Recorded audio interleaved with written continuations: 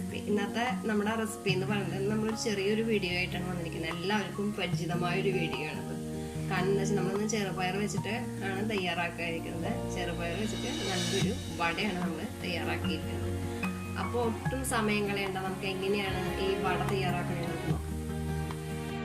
അപ്പം നമുക്ക് എങ്ങനെയാണ് തയ്യാറാക്കണേന്ന് നോക്കി നോക്കാം. അപ്പം അതിന് വേണ്ടി നമ്മൾ ചെറുപയർ എടുത്തിരിക്കുന്നുണ്ട്.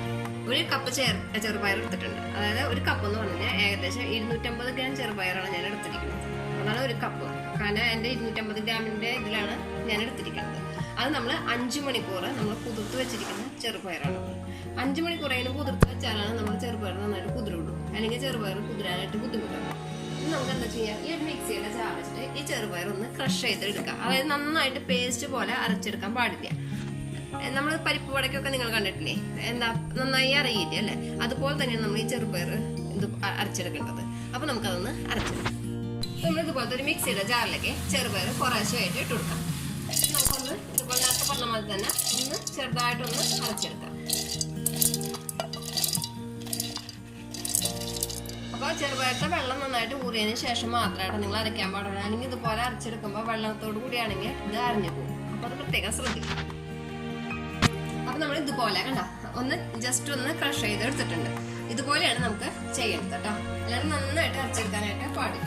അപ്പൊ അത് പ്രത്യേകം ശ്രദ്ധിക്കാം. നമുക്കിതൊരു പാത്രത്തിലോട്ട് മാറ്റാം. ഞാൻ ഇതുപോലെ ഒരു പാത്രത്തേക്ക് ഇത് ഇടാം.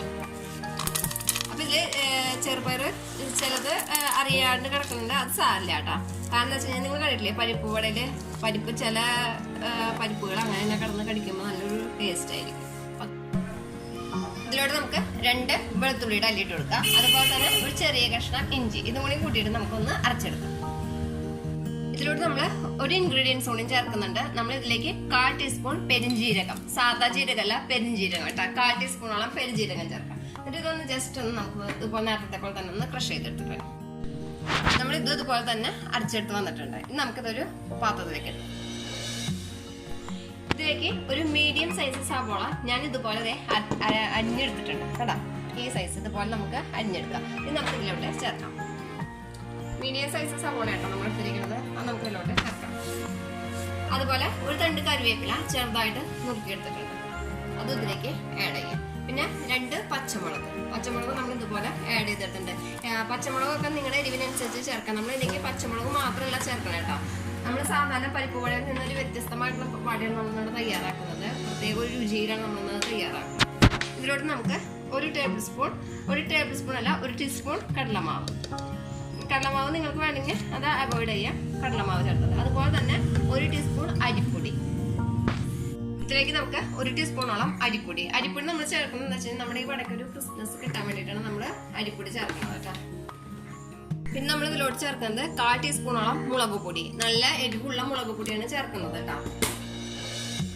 പിന്നെ ഇതിലേക്ക് നമുക്ക് 1/4 ടീസ്പൂണോളം മഞ്ഞൾപ്പൊടി.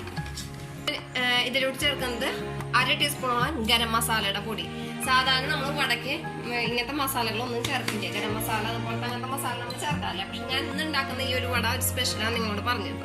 അതുകൊണ്ട് തന്നെ ഞാൻ ഇതിലേക്ക് ഒരു 1/2 ടീസ്പൂണോളം ഗരം മസാലയുടെ പൊടി ചേർത്തിട്ടുണ്ട്. ഇനി നിങ്ങൾക്ക് അതിന്റെ ടേസ്റ്റ് ഇഷ്ടമില്ലാന്നുണ്ടെങ്കിൽ നിങ്ങൾക്ക് തീർത്തും ഇതൊക്കെ അവോയ്ഡ് ചെയ്യാം കേട്ടോ. പക്ഷെ അതുകൊണ്ട് ചേർക്കുമ്പോഴാണ് നമ്മുടെ ഈ വട ഒരു പ്രത്യേക ടേസ്റ്റ് ആയിരിക്കും. പിന്നെ ഇതിലേക്ക് നമുക്ക് എന്താ വേണ്ടത്, മെയിൻ ആയിട്ടുള്ള ഇൻഗ്രീഡിയൻസ് ആവശ്യമാണ്. എന്താണ്? ഉപ്പില്ലാത്ത കാര്യമില്ല. അപ്പൊ നമുക്ക് ഉപ്പിട്ട് കൊടുക്കാം. ഇതിന് ആവശ്യത്തിനനുസരിച്ച് ഉപ്പിട്ട് കൊടുക്കുക. ഉപ്പ് ഒരിക്കലും കൂടണ്ട. നമുക്ക് നന്നായിട്ടൊന്ന് ഇത് മിക്സ് ചെയ്യാം. കൈ വെച്ചിട്ട് നന്നായിട്ടൊന്ന് മിക്സ് ചെയ്യാം.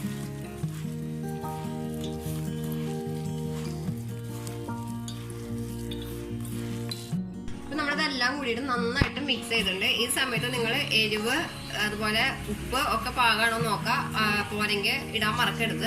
അപ്പൊ എനിക്കിതെല്ലാം പാകമാണ്. അപ്പോൾ നിങ്ങൾക്കറിയാലോ മക്കൾക്ക് എങ്ങനെയാണ് ഇഷ്ടം എന്നുണ്ടെങ്കിൽ അതുപോലെ ചെയ്യാം.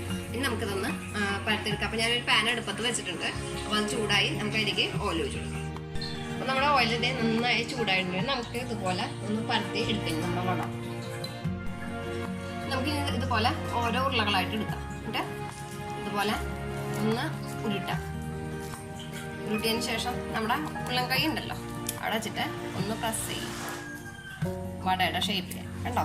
ഇതുപോലെ നമുക്ക് എല്ലാം ചെയ്തെടുക്കണം കേട്ടോ. ഇനി നമുക്കിത് അടുപ്പത്തേക്ക് ഇടാം. അപ്പൊ നിങ്ങൾ പ്രത്യേകം ഒരു കാര്യം ശ്രദ്ധിക്കണം. കാരണം എന്താ വെച്ച് കഴിഞ്ഞാൽ ഹൈ ഫ്ലെയിമിൽ വെച്ചിട്ട് ഒരിക്കലും ഇത് വറുത്തെടുക്കരുത്. കാരണം ലോ ഫ്ലെയിമിൽ വെച്ചിട്ട് വേണം നന്നായിട്ട് അത് ആവുള്ളൂ. അല്ലെങ്കിൽ ഉള്ളു വേവില്ല. അപ്പൊ അത് പ്രത്യേകം ശ്രദ്ധിക്കും. ഇതുപോലെ എല്ലാം ഇതുപോലെ തന്നെ നമുക്ക് നന്നായിട്ട് വറുത്തെടുക്കാൻ പറ്റും. നല്ലൊരു ഈവനിങ് സ്നാക്കാട്ടാ. മാത്രമല്ല നമുക്ക് റേഷൻ കടകളൊക്കെ ഇഷ്ടംപോലെ കിറ്റ് കിട്ടിയിട്ടുണ്ടാവും അല്ലേ. അപ്പൊ ഇതൊക്കെ നമുക്ക് ധാരാളം ചെറുപയറും കിട്ടിയിട്ടുണ്ടാവും. നന്നായിട്ട് ഇപ്പൊ മിക്കവർക്ക് അറിയാം ഇതുകൊണ്ട് വടയൊക്കെ ഉണ്ടാക്കണമൊക്കെ അറിയാം. എന്നാൽ അറിയാത്തവരുണ്ടെങ്കിൽ അവർക്ക് ആവാട്ടെ ഈ റെസിപ്പി. മിക്കവരും പറയാം അയ്യോ ഇതൊക്കെ എത്രയോ വട്ടം വന്നത് ഇതൊക്കെ ചെയ്തതൊക്കെ ഉണ്ടാവും. എന്നാലും കൂടിയിട്ട് നമ്മൾ എന്താ പറയാ അറിയാത്തവരുണ്ടാവുമല്ലോ, അല്ലെങ്കിൽ ഇതൊന്നും ശ്രദ്ധിക്കാത്തവരൊക്കെ ഉണ്ടാവും. അപ്പൊ അവർക്കൊക്കെ ആവട്ടെ കേട്ടോ. അപ്പൊ അതാണ് നല്ല ടേസ്റ്റ് ആണ്. ഇത് ഉണ്ടാക്കുന്നവർക്ക് നിങ്ങളുടെ അഭിപ്രായം പറയും. ഞാൻ എല്ലാ വീഡിയോയിലും പറയാറുണ്ട് ഇത് ഉണ്ടാക്കി നോക്കിയിട്ട് അഭിപ്രായം പറയുന്നത്. ചിലർ മാത്രമാണ് ഇത് ഉണ്ടാക്കി നോക്കിയിട്ട് അഭിപ്രായം പറയുന്നവരുള്ളൂ. അപ്പൊ നിങ്ങൾ തരുന്ന പ്രോത്സാഹനമാണ് നമ്മുടെ സപ്പോർട്ട്.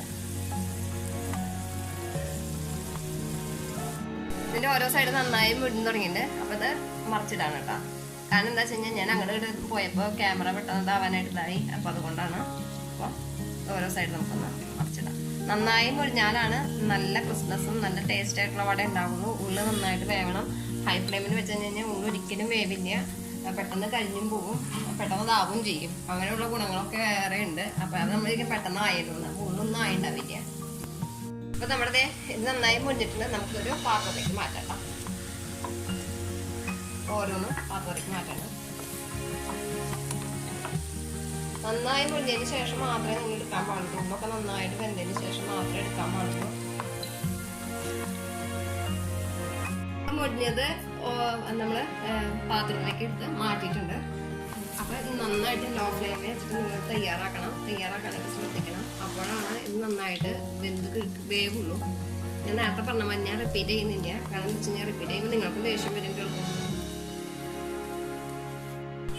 അപ്പൊ നമ്മുടെ ചെറുപയർ മസാല വട ഇവിടെ തയ്യാറായിട്ടുണ്ട്. അപ്പൊ എല്ലാവരും ട്രൈ ചെയ്ത് നോക്കാം. കാരണം വളരെ എളുപ്പമാണ് ചെയ്യാനായിട്ട്. നമ്മുടെ കയ്യിലുള്ള ഇൻഗ്രീഡിയൻസ് മാത്രമാണ് നമ്മൾ ഉപയോഗിച്ചിരിക്കുന്നത്. അപ്പോൾ ഇത് ഉണ്ടാക്കി നോക്കിയിട്ട് എല്ലാവരും അഭിപ്രായങ്ങളും നിർദ്ദേശങ്ങളും കമന്റ് ബോക്സിൽ എഴുതി അറിയിക്കാനായിട്ട് മറക്കരുത്. അപ്പോൾ പിന്നെ അടുത്ത വീഡിയോ നമുക്ക് പിന്നെ കാണാം.